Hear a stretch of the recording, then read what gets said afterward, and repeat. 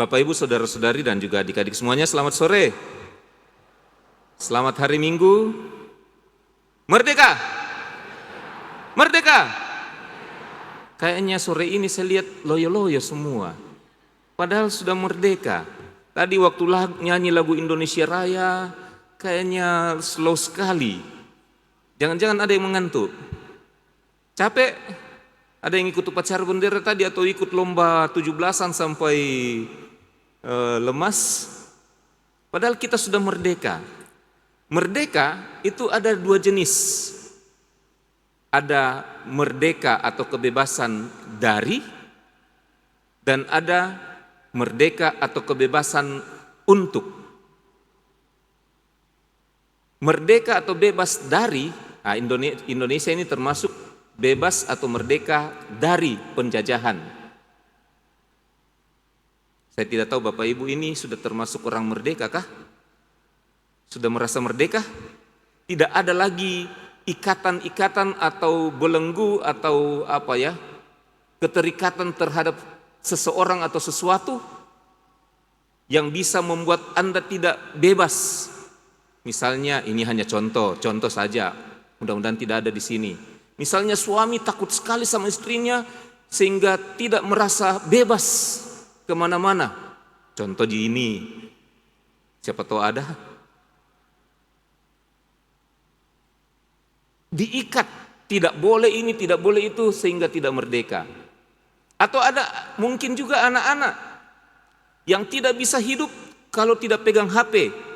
Itu tanda bahwa dia sudah terikat sekali dengan HP, terikat dengan game. Dia tidak bisa bikin apa-apa kalau tidak ada HP-nya. Bahkan penjumlahan saja harus pakai HP, buka kalkulator untuk menjumlah. 5 tambah 3 harus, berapa ini Di? Karena sudah tergantung sekali sama alat. Kita sudah diikat oleh alat. Itu keterikatan dari. Ada juga mungkin orang yang terikat dengan rokok mungkin. Sudah tidak bisa hidup, tidak bisa merasa lemas sekali kalau tidak lagi merokok. Apalagi kalau mudah-mudahan tidak ada di sini yang terikat dengan ganja atau obat-obat terlarang. Terikat dengan minuman dan berbagai macam hal-hal lain yang mengikat kita sehingga kita tidak bisa merdeka. Kalau tidak ada itu, sudah mulai pusing, sudah mulai lemas, mulai emosi dan lain sebagainya. Itu kemerdekaan dari, kebebasan dari. Yang kedua, kebebasan untuk adalah sebuah kebebasan untuk memilih pilihan-pilihan. Pilihan apa yang harus menunjang kehidupan kita. Kita mau bebas mau datang ke gereja atau tidak. Mau memilih misa malam minggu kah, misa pagi atau misa sore. Kebebasan untuk memilih. Kebebasan untuk berbuat.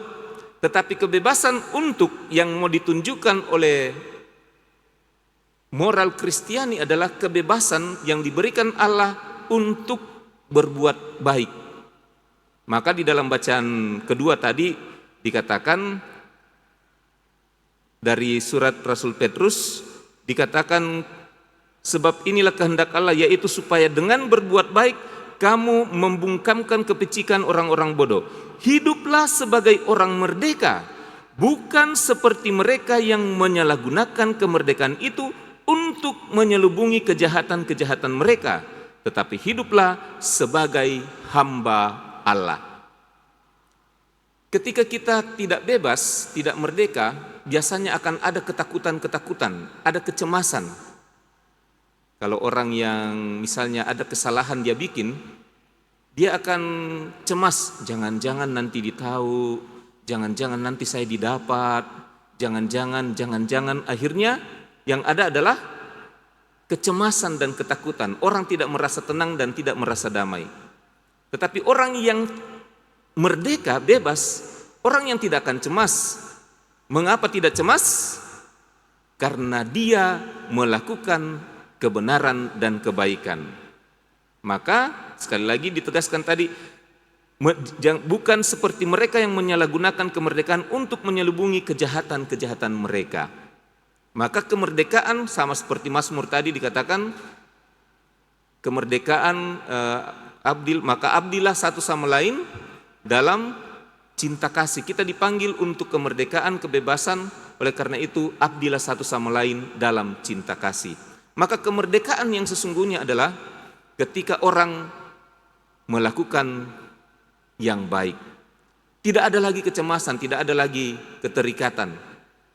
Jangan-jangan ini, jangan-jangan nanti dimarahi, jangan-jangan nanti didapat lagi main game, jangan-jangan nilainya, ya banyak hal lah yang selalu mencemaskan kita. Karena ada kesalahan yang dibikin. Kecemasan yang muncul karena ada keterikatan atau kesalahan yang membuat kita takut.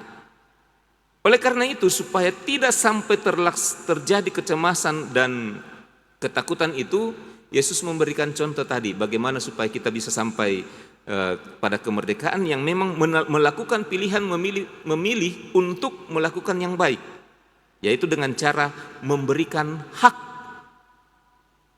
dengan baik. Maka ketika ada murid-murid orang Farisi bersama dengan orang-orang Herodian datang kepada Yesus bertanya, bolehkah, pertanyaan ini menjebak, bolehkah membayar pajak atau tidak? Kalau Yesus mengatakan tidak boleh membayar pajak, maka di situ ada orang-orang Herodian, orang-orangnya Herodes. Herodes itu adalah gubernur atau raja yang ditempatkan oleh kerajaan Romawi di daerah Yudea untuk mengawasi Israel yang dijajah oleh Romawi. Maka kalau jawabannya tidak membayar pajak, maka dia nanti dianggap pembangkang kerajaan. Maka ada alasan untuk menangkap Yesus. Tapi kalau Yesus mengatakan boleh membayar pajak, di situ banyak orang-orang yang mengikuti Yesus. Nanti Yesus akan dikatakan, oh, dia ini antek asing. Dia mendukung kerajaan Romawi yang sementara menjajah bangsa Israel. Maka Yesus entah menjawab ya, entah menjawab tidak, pasti ada konsekuensi negatif yang akan didapatkan oleh Yesus. Oleh karena itu Yesus meminta sekeping uang yang digunakan untuk membayar pajak. Di kepingan uang itu ada gambar kaisar. Oleh karena itu Yesus mengatakan, gambar dan tulisan siapakah ini? Orang-orang mengatakan gambar dan tulisan kaisar.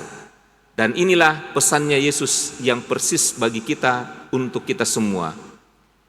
Berikanlah kepada kaisar apa yang wajib kamu berikan kepada kaisar, dan kepada Allah apa yang wajib kamu berikan kepada Allah.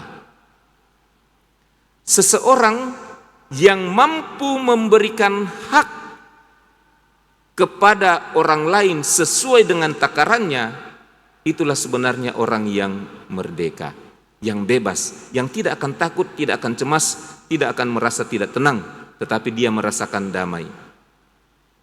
Memberikan sesuai dengan haknya. Tetapi ingat, setiap ada hak pasti ada kewajiban, pasti ada tanggung jawab. Itu selalu melekat itu. Kalau ada hak pasti ada kewajiban dan tanggung jawab. Maka memberikan sesuai dengan haknya. Kalau bapak, suami memberikan haknya sesuai dengan tanggung jawab dan kewajibannya kepada istri dan keluarganya, maka akan terjadi ketenangan dan kedamaian. Hanya kadang-kadang bapak-bapak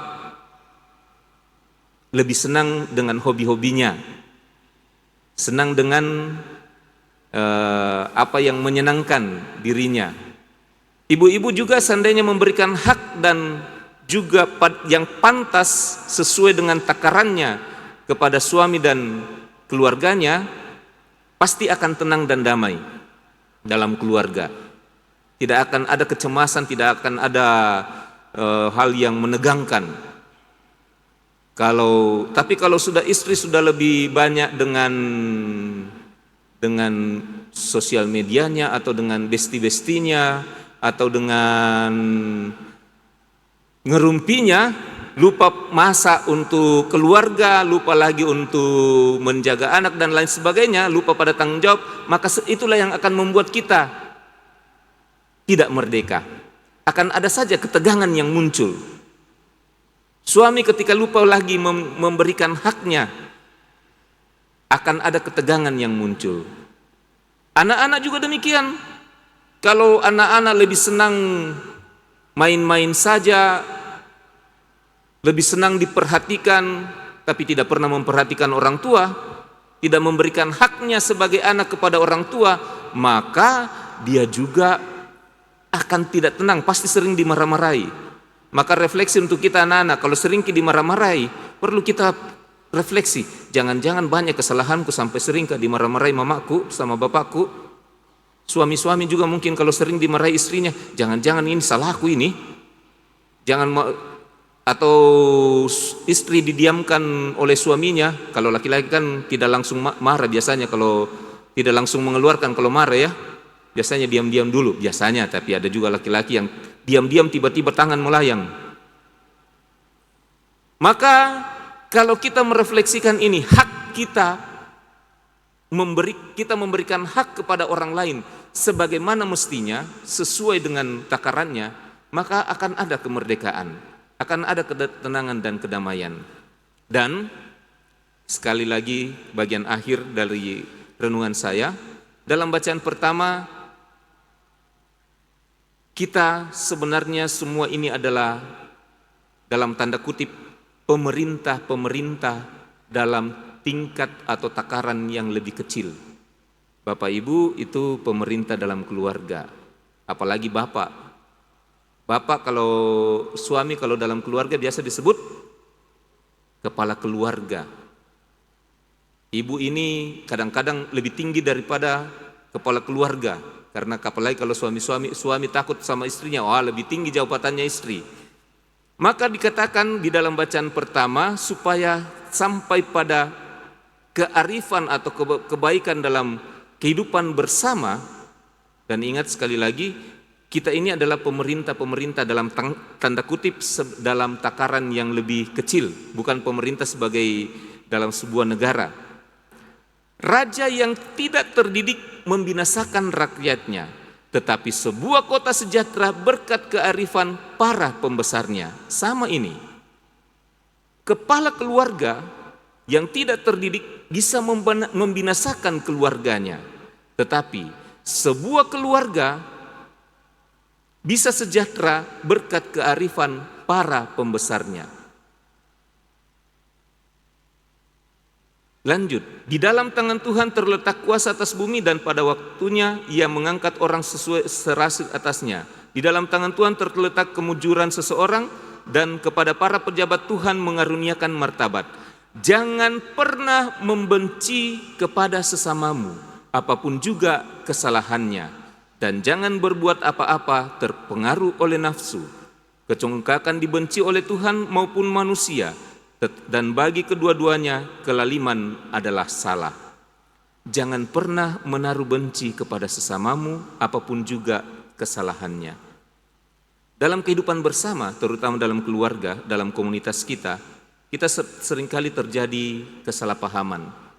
Dan yang bisa mempertahankan hidup bersama, terutama dalam keluarga, adalah saling mengampuni. Jangan sampai kita membenci sesama kita, apalagi yang tinggal bersama dengan kita. Ketika sudah muncul kebencian, pasti komunitas itu, keluarga itu bisa berantakan. Tetapi kalau orang mampu mengampuni, keluarga atau dalam tanda kutip negara kita yang kecil ini pasti bisa bertahan. Pengampunan Bapak Ibu dalam keluarga pasti sering atau pernahlah ada kesalahpahaman. Kami pun tinggal bersama seringkali juga ada kesalahpahaman. Tetapi kesalahpahaman itu jangan sampai membuat kita saling benci satu dengan yang lain. Apalagi kalau suami dan istri sudah saling benci, anak-anak juga bisa jadi korban. Pengampunan akan membawa pada ketenangan dan kedamaian. Itulah sebabnya dalam gereja Katolik, sakramen tobat, sakramen pengampunan itu disebut sebagai sakramen rekonsiliasi.